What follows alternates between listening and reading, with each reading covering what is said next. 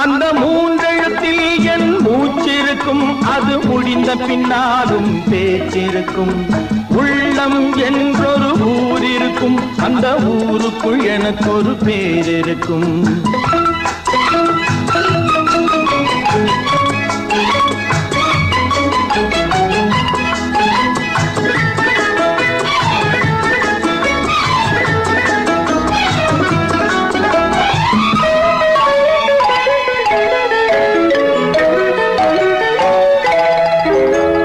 பதவி வரும் போது பணிவு வர வேண்டும், துணிவும் வர வேண்டும் தோழா.